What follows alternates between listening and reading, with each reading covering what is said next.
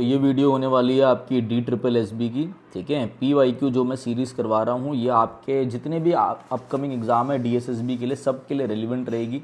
अच्छे से इनको करके जाना, ठीक है। अभी आपका JJ की नोटिफिकेशन आएगी, उसके ऊपर भी मैं सारी वीडियो डाल दूँगा, ठीक है, टेंशन मत लेना।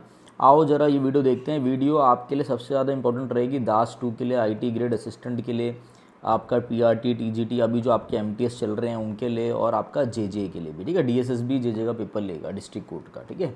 एक बार सर्च कर लेना विनय कक्षा JJ रिजल्ट, हमारी एक वीडियो आएगी। काफ़ी सारे सिलेक्शन थे हमारे JJ डिस्ट्रिक्ट कोर्ट वाले में, मेंस की बात कर रहा हूँ मैं, ठीक है। वही आप अच्छे अच्छे क्वेश्चन आ रखे हैं यहाँ पे, जो मैं चीज़ें समझाऊंगा बस वही करते हुए जाना, ठीक है। बढ़िया काम हो जाएगा। आओ क्वेश्चन देखें। एक मिनट, आज जो स्टार्ट करते हैं। पहला क्वेश्चन आप लोगों के आगे, the Vishnu remarked the failed project prove that poor starts usually lead to unsuccessful और unfavourable outcomes later, especially when planning is neglected. जब प्लानिंग निगलेक्ट करी जाती है। देखो अब क्या कहना चाह रहा है कि भाई विष्णु ने क्या रिमार्क दिया, क्या कहा कि भैया ये जो प्रोजेक्ट जो फेल हो गया है, इसने प्रूव कर दिया है कि जब जो स्टार्टिंग होती है, मतलब अगर आपकी बिगिनिंग ही पुअर हो, अगर आपकी बिगनिंग ही घटिया है, वही पुअर है, तो अंत भी बहुत ही बेकार होता है, अंत भी बेकार ही होता है। और ख़ासकर तब जब आप प्लानिंग करना ही इग्नोर कर दो, ठीक है। आपका जो करेक्ट आंसर है वो मैं बता दूंगा, आप लोगों को पढ़ के भी पता लग जाएगा। ये तो देखो क्वेश्चन अच्छा है, आंसर एकदम वैसे दे रखे हैं ऑप्शन, जैसे a bad beginning makes a bad ending, यही आंसर हो गया। बट मैं आपको अपने ढंग से पढ़ाता हूँ, ध्यान से देखो। अ फूल ऑलवेज रशिस टू द फोर, इसका मतलब क्या है? देखो, एक जो फुलिश बंदा होगा, जो मूर्ख व्यक्ति होगा ना, वो बस बिना सोचे समझे ना सब कुछ करने की कोशिश करेगा, वो आगे आने की कोशिश करेगा। रसिस टू द फोर मतलब आगे आने की कोशिश करेगा। मतलब एक जो फुलिश पर्सन है, a foolish person is often eager, EAGER, बस वो उत्सुक होके क्या करेगा, शो ऑफ करेगा, ठीक है, और आगे आने की कोशिश करेगा, लीड लेने की कोशिश करेगा, और take the lead without thinking, बिना सोचे समझे। जो मूर्ख व्यक्ति होता है वो हवाबाजी करता है बिना आगे की सोचे समझे। जैसे मैं बोलूँ भाई उसने सारे जवाब दे दिए बिना फैक्ट जाने, ठीक है। मतलब एक जो बेवकूफ़ आदमी है ना, बस वो जल्दी काम करने की कोशिश करता है और सबके आगे आने की कोशिश करता है, शो ऑफ करने की, लीड लेने की, ठीक है। मूर्ख व्यक्ति बिना सोचे समझे क्या करता है भाई, आगे आने की कोशिश करता है। ये आपका क्लियर हो गया। नेक्स्ट है, a clear conscience laughs at false accusation.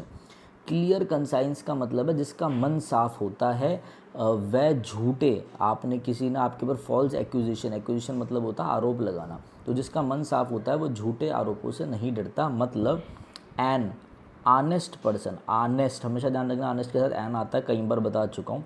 N honest person is not afraid, an honest person is not afraid of false allegations because they know, क्योंकि वो जानते हैं, because they know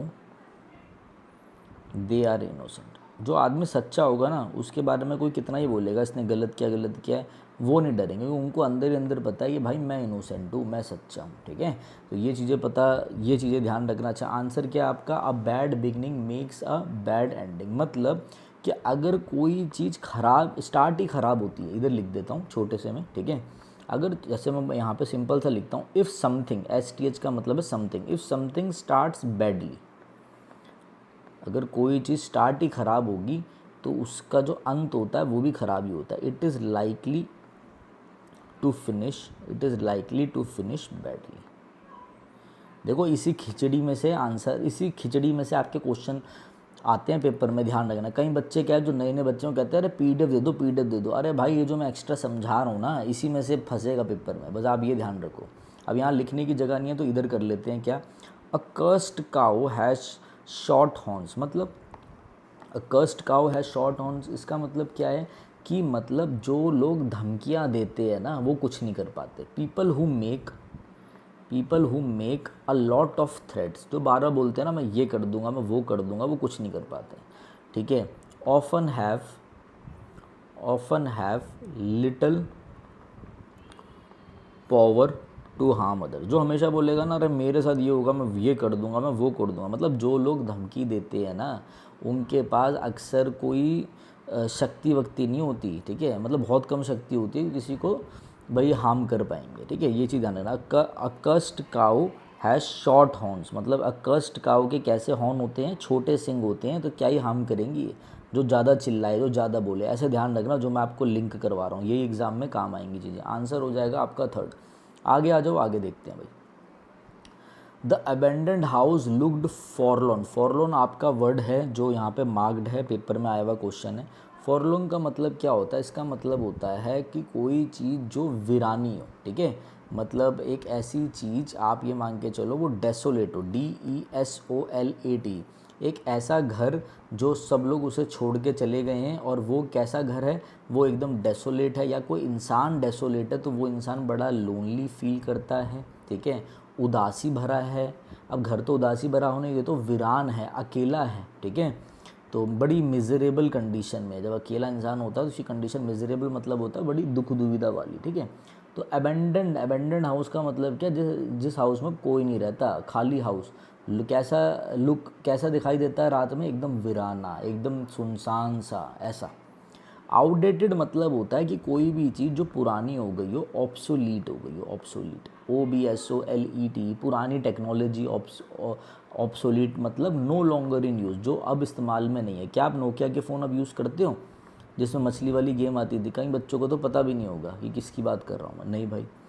मेलंकली क्या मतलब, melancholy बहुत अच्छा word है, इसका मतलब होता है सैड, सौरो, कोई बड़ा ही मॉर्नफुल हो, MOURNFUL, मॉर्नफुल हो, बड़ा ही डिजेक्टेड हो, DEJECTED, जिसको राइटिंग समझ में नहीं आ रही मैंने बोल दिया, DEJECTED, मतलब कोई बड़ा डोलोरस हो, डोलोरस, DOLOROUS, बड़ा ही डोलफुल हो, मतलब बड़ा ही उदास हो, सैड हो, डिप्रेस्ड हो, डिजेक्टेड हो, लुगुब्रियस हो, LUGUBRIOUS, ये अच्छा वर्ड है, लुगुब्रियस हो, डिस्मल में हो, DISMAL, ठीक है।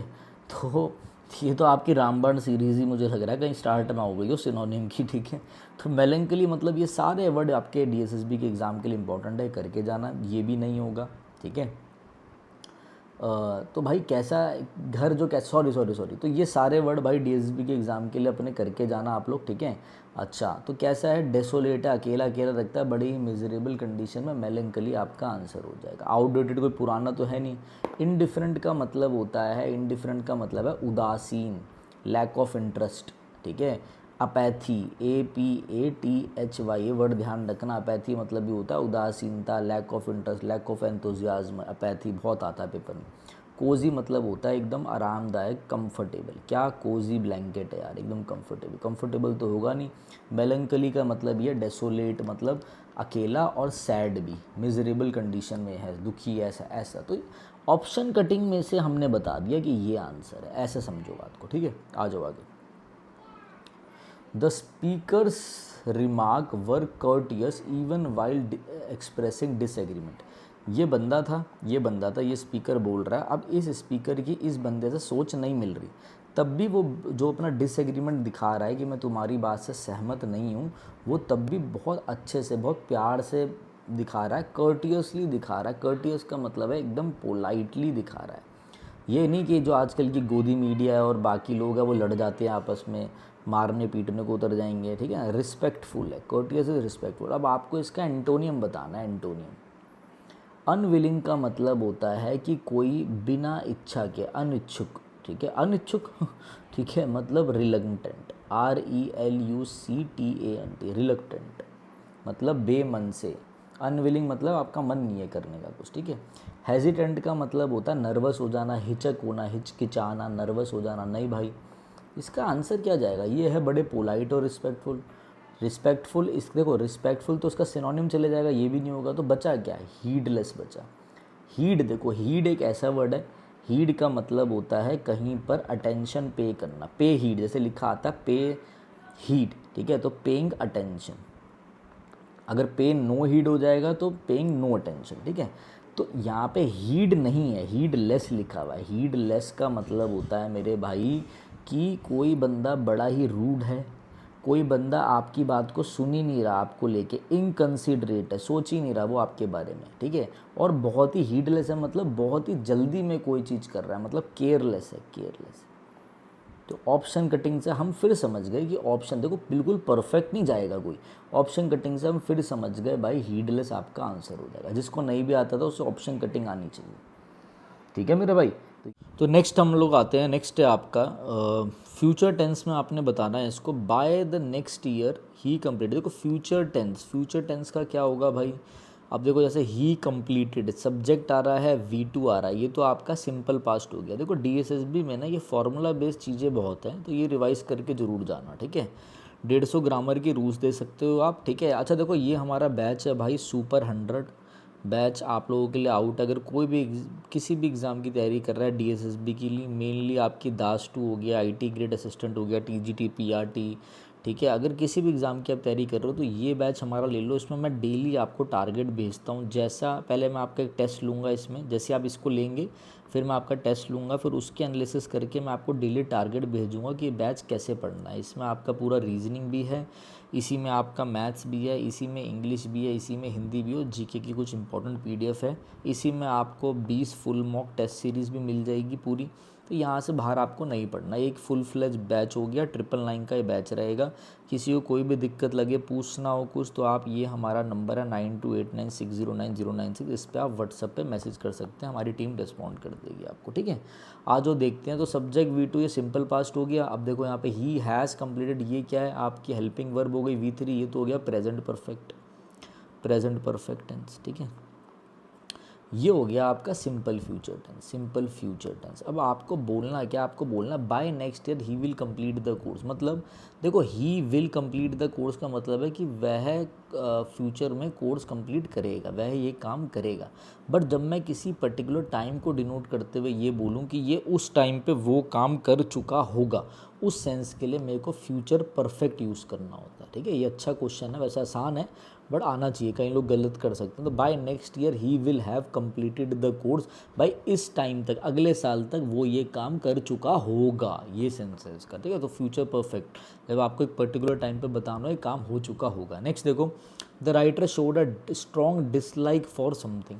स्ट्रॉन्ग डिसलाइक का मतलब होता है हेट्रेड की भावना, हेट्रेड HATRED, भाई हेट्रेड की भावना आपको दिखे, और क्या दिखे, मतलब आप उस चीज़ से क्या हो, डिटेस्ट करते हो, डिटेस्ट TETEST, आप उस चीज़ से हेट करते हो, उस चीज़ से आप लोथ करते हो, LOATHE।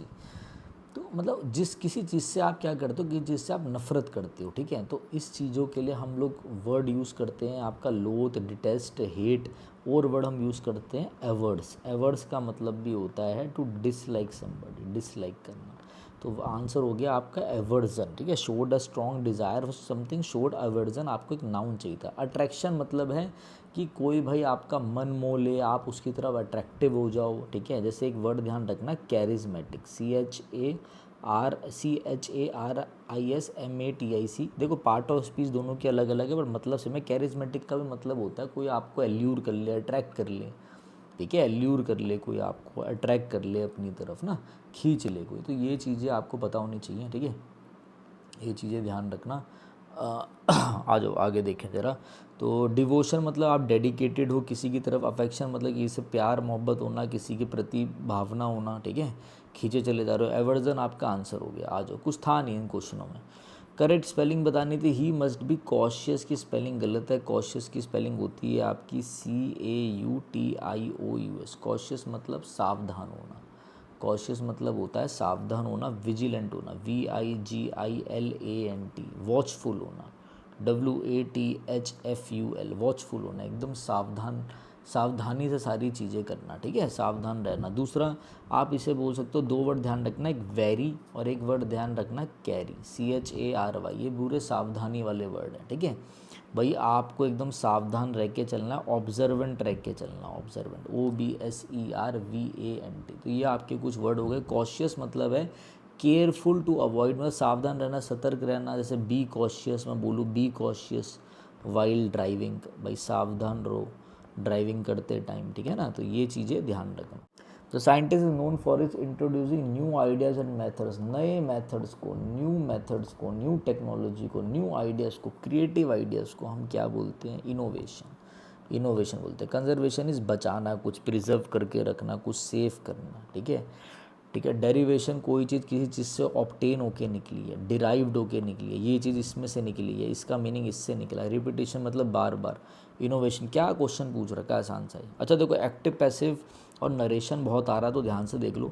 The window was broken by the boy. अब V3 हमेशा आता है पैसिव में, ध्यान रखना, पैसिव वॉइस में।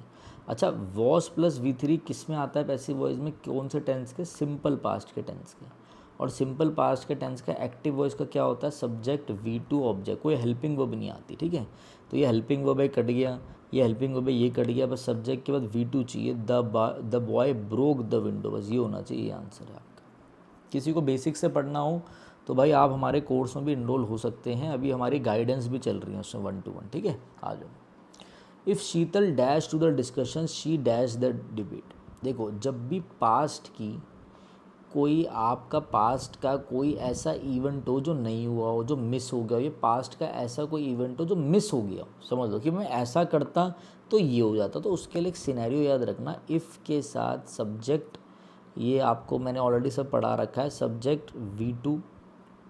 चलो ये वाला डायरेक्ट समझा देता हूँ। ये जो कंडीशनल सेंटेंस है, वैसे तो 3 होते हैं आपके, मेनली 4 होते हैं, एक वीडियो में समझा दूंगा, बट अभी वाला समझो। इफ़ के साथ सब्जेक्ट के साथ हैड प्लस V3, और एक क्लॉज में आपका सब्जेक्ट के साथ would plus have plus V3। Past की कोई चीज़ हो जिसमें आप ये बोल रहे हो कि अगर वो ऐसा करता तो फिर ऐसा हो जाता, अगर वो ये करता, तेज़ी से जल्दी पहुंचता तो ट्रेन नहीं छूटती, अगर वो वहाँ ये जाता, वहाँ पहुँचा होता तो ही वो मूवी देख पाता, ऐसे सेंस में।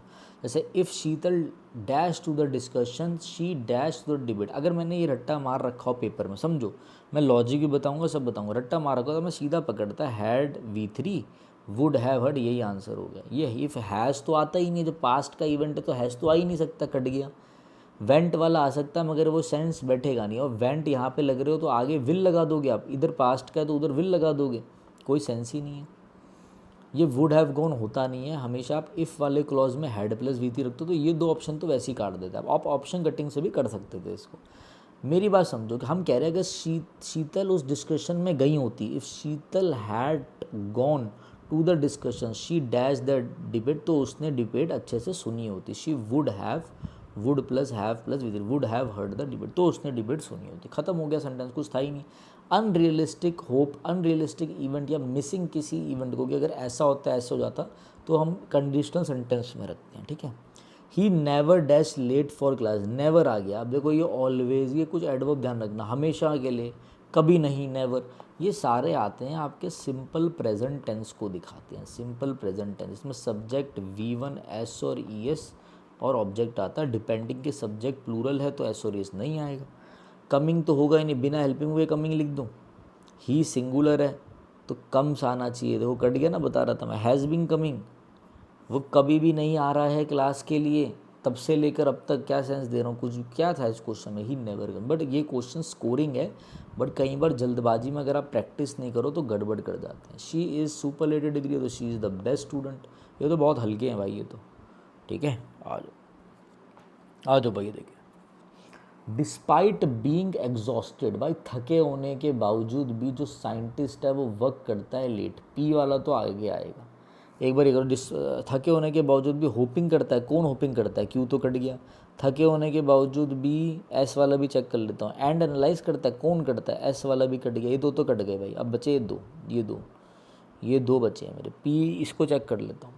थके होने के बावजूद भी साइंटिस्ट वर्क करते हैं late, comma, gathering data from, अपने एक्सपेरिमेंट्स में से गैदर करते हैं डाटा, एनालाइज करते हैं रिजल्ट्स को डिटेल में, ये होप करते हुए कि कुछ अच्छा मिल जाएगा, होपिंग टू डिस्कवर समथिंग, यही आपका आंसर होगा। सेकंड ही आंसर है बस भाई, वो इतने थके होने के बावजूद भी वो काम करते हैं, एनालाइज करते हैं चीज़ों को, ये देखते हुए कुछ अच्छा, कुछ नया चीज़ें डिस्कवर हो जाएंगी, यही हो गया। ऐसे ही पढ़ना है आपने, ठीक है, ऐसी चीज़ें करनी है। आ जाओ। The teacher explains the lessons carefully, देखो द टीचर सब्जेक्ट और ये V1 S और ES, मतलब ये हो गया आपका present indefinite tense, present indefinite tense का होता है सब्जेक्ट V1 प्लस एस और ES प्लस ऑब्जेक्ट, ठीक है। और इसका हम पैसिव बनाते हैं इज़ एम आर के साथ, इज़ एम आर के साथ वर्ब की थर्ड फॉर्म लगाकर। बस ये इज़ एम आर वर्ब की थर्ड फॉर्म ढूंढ लो। वॉज आ गया, कट गया, ठीक है। हैज़ बीन आ गया, कट गया। अब ये दोनों में इज़ आ गया, लो भाई दोनों में इज़ आ गया। तो अब नॉर्मली मैं बनाऊंगा, पहले मैं देखूंगा कि ये द लेसन उठ के आगे आएगा, द लेसन, ठीक है। The teacher, by the teacher उठ के पीछे जाएगा। अब आ जाओ इसको देखते हैं। The teacher is explained, teacher को एक्सप्लेन करा गया है या लेसन को एक्सप्लेन करा गया। The lesson is explain carefully by the teacher. बस सब्जेक्ट क्या बनेगा, ऑब्जेक्ट क्या बनेगा, यही आंसर हो गया, कुछ नहीं था इसमें। तो आ जाओ, people dash a fair election team, people has wanted, people चाहते थे, ठीक है। या बस अभी रिसेंटली कोई काम खत्म हुआ है, कोई सेंस नहीं। पीपल हैव वांट, कौन सा टेंस है ये, पीपल वांट्स हो जाएगा। पीपल प्लूरल है तो वांट्स कर दूं। पीपल क्या चाहते हैं, people want a fair election, ठीक है। पीपल क्या चाहते हैं, पीपल एक फेयर इलेक्शन चाहते हैं, ठीक है ना। प्लूरल है ये, प्लूरल काउंट होगा। कई बंदे वांट्स लगा देते हैं, वो मत करना, वांट आएगा। नेक्स्ट आ जाओ भाई, नेक्स्ट देखते हैं। My mother was looking for an honest person, an आ जाता है इसमें तो कुछ है ही नहीं। आ जाओ नेक्स्ट, आ जाओ। After the allegations against Vijay Babu were raised he went absconding, the group maintained silence initially. Allegations की स्पेलिंग बतानी है। एलिगेशन मतलब है आपके ऊपर एक्यूजेशंस लगाए गए हैं, आपके ऊपर क्या लगाए हैं, एलिगेशन, ALLEGATION, मतलब आपके ऊपर भाई दोष लगाए गए हैं, ठीक है। कि आप ही हो जिसने सब कुछ कराया, आप ही हो जिसने सब कुछ बर्बाद किया है, ठीक है। तो ये आरोप लगाना, बेसिकली क्या लगाना, आरोप लगाना, ठीक है। एक्यूजेशन का मतलब भी होता है आरोप लगाना। तो स्पेलिंग कैसी हो जाएगी, एलिगेशन की ये वाली सी हो जाएगी। नेक्स्ट आ जाओ भाई। वीडियो अच्छी लग रही हो तो भाई ज़रूर बता देना वीडियो कैसी लगी थी, ठीक है। कमेंट कर दिया करो जब अच्छी चीज़ लगती है तो। She made a special effort to help her colleague finish the project. अब उसने क्या किया, एक्स्ट्रा एफर्ट डाला। एक्स्ट्रा एफर्ट डालने को हम बोलते हैं क्या, एक्स्ट्रा एफर्ट डालने को हम बोलते हैं गो द एक्स्ट्रा माइल, ठीक है। मतलब to put an extra effort beyond what is expected, मतलब बहुत ज़्यादा अपनी तरफ से और एफर्ट डालना, ठीक है। अतिरिक्त प्रयास करना, ठीक है, किसी को हेल्प करने के लिए। जंप, यही आपका आंसर हो गया। जंप द गन का मतलब होता है टू अर्ली, कोई चीज़ करना एप्रोप्रिएट टाइम से पहले। Too early before the appropriate time, before the proper time लिख लो, प्रॉपर टाइम।